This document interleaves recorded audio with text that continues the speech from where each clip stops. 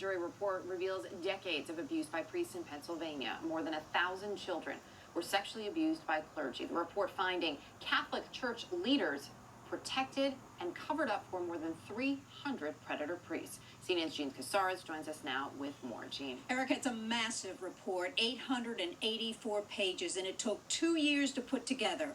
It was written by 23 Pennsylvania grand jurors, and according to officials, it is the largest, most comprehensive report into child sexual abuse within the Catholic Church that has ever been produced in the United States. Grand jurors listened to testimony from dozens of witnesses and studied 500,000 pages of internal documents about alleged sex abuse in their commonwealth. The report states that credible allegations were found against over 300 priests. Over 1,000 child victims were identifiable. Pennsylvania's Attorney General Josh Shapiro said the church used words like horseplay and wrestling to actually cover up what was rape and sexual abuse. The report stated that most of the victims were boys, but there were girls also that were victims. Some were teens, some were even younger. Shapiro also said that many of the bishops and priests that covered up the abuse are currently still in the Catholic Church and have been promoted to cardinals and bishops. They wanted to cover up the cover-up. They sought to do the same thing that senior church leaders in the diocese we investigated have done for decades. Bury the sexual abuse by priests upon children and cover it up forever. Grand jurors have recommended changes to Pennsylvania law, one of the most notable being to eliminate the statute of limitations for the sexual abuse of children.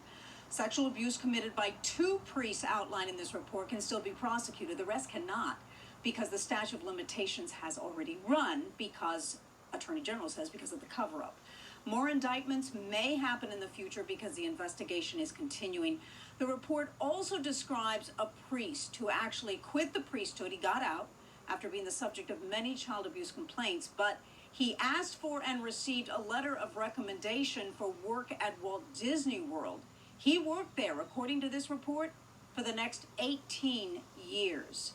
And John, the Vatican has spoken out this morning saying they actually do not have a comment at this point on this report.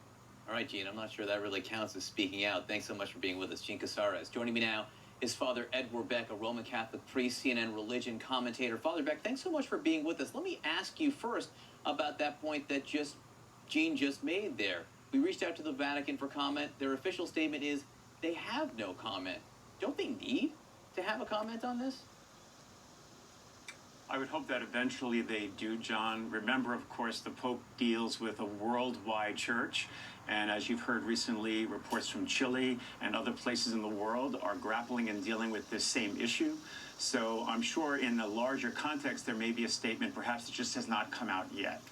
It does seem in some cases that some of the official response has been to split hairs here. I was struck by a quote that I read in the New York Times today from Bishop David Zubik from Pittsburgh, who said there were no cover-ups going on. I think it's important to be able to state that. We have, over the course of the last 30 years, for sure, been transparent about everything that has, in fact, been transpiring.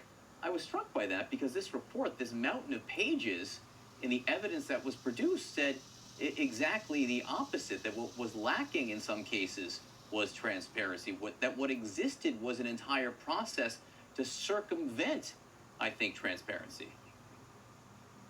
Yeah, I would not say from my evaluation, John, that it's been exactly transparent. Now, granted, that's on the advice many times of legal counsel who advise against that, and the church as an institution follows legal advice.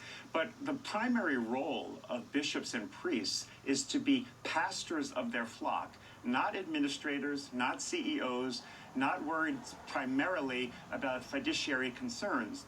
And so I think it troubles me to say that there was transparency because I don't think publicly that can be claimed with a straight face. What's your message to Catholics in America, young Catholic families deciding right now whether to be active in their church communities? How do you say to them, this is a safe place? What's your message?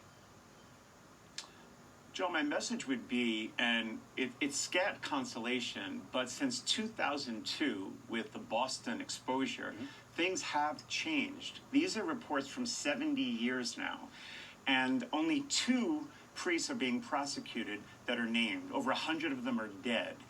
So there are certainly now in the Catholic Church safeguards in place. There is mandatory reporting. Priests are removed from ministry. So I do not believe the problem exists as it once did.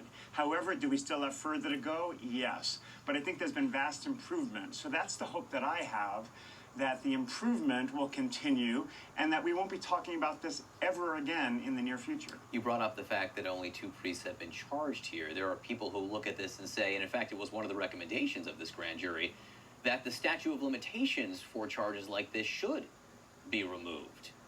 There's no statute of limitations for the victims here. They're still living with the pain. They're still feeling the pain here. Is that something that you think should be considered?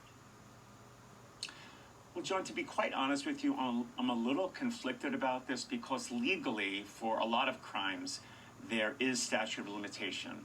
And I don't think we can just say for priests or for the church there shouldn't be. So if you're going to dispense with statutes of limitations across the board, as you know, the only crime that it doesn't exist for is murder. And the reason for that is because memory fades, evidence is compromised, etc. There are reasons for it. However, I think in this instance, we may have to consider getting rid of it just to show some credibility, just to showing that compassion is first and foremost, not the legality of what the law says we need to or should do. Father Edward Beck, it's always a pleasure to speak with you. Thanks so much for joining us this morning.